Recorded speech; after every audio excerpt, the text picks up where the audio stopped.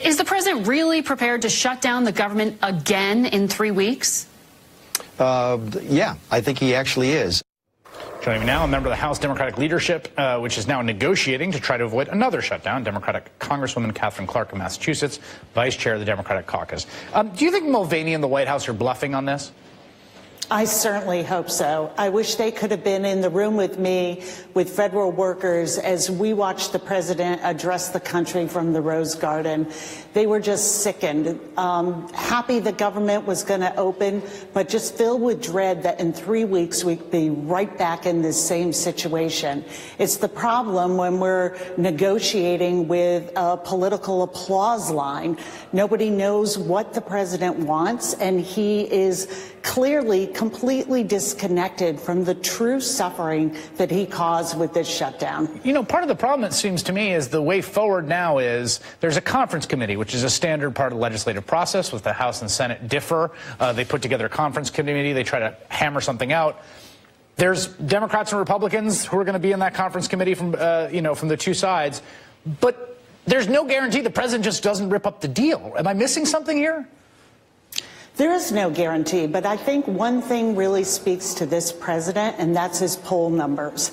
And he saw those decline. So even though he has no feeling or empathy for what he did to our economy, the $11 billion figure that the CBO cited today, and to what he did to families, hopefully his own numbers and that steep decline that this shutdown caused will speak to him and get him to come to reason. Although I should note there was reporting today, he got a briefing today from campaign folks that it actually helped his numbers. Well, we've seen no sign of that. I don't think you're wrong. I'm just telling you what information he's getting. And I think that he only needs to speak to his Republican counterparts in the Senate. They understand this is very much now about their elections in 2020. And that, I think, is going to be the pressure point on this president. And, you know, we in the House, we're anxious to have this discussion around border security, and we're just as anxious to get to those things that the American people told us loudly and clearly in the midterms they want us to work on. Make sure we're getting corruption out of politics, investing in America with our infrastructure, tackling healthcare costs, specifically prescription medication.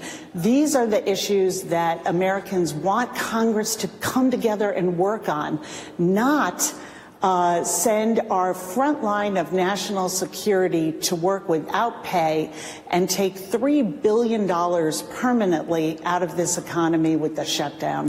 Final question. The president has dangled the idea of declaring some kind of national emergency for a while now. He's still dangling it. There's a piece in the Atlantic that says he's destroying his own case for national emergency because he keeps delaying it, and it sort of vitiates the idea of its emergency if you can delay it. What is your position on the declaration of a national emergency? Oh, well, I think the president is desperately looking for an exit ramp. You know, he did a 180 on Congress back in December, decided to listen to President Coulter and let her make the decisions for him. And so I think the emergency something that he is trying to use as a possible way to get out of the jam he put himself in.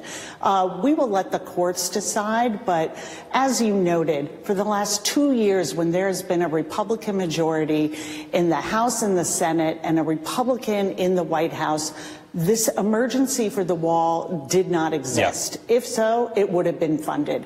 They waited until the verge of Democrats taking over in the House. And I think the president got into this on false information. From what you just said, using the wall as a mnemonic to remember to talk about immigration. And it really is an emperor has no clothes situation. And we need the court gestures to remind him that this is real people, real lives, real national security, and to come together and have a serious negotiation about how we strengthen our borders. All right, Congresswoman Katherine Clark.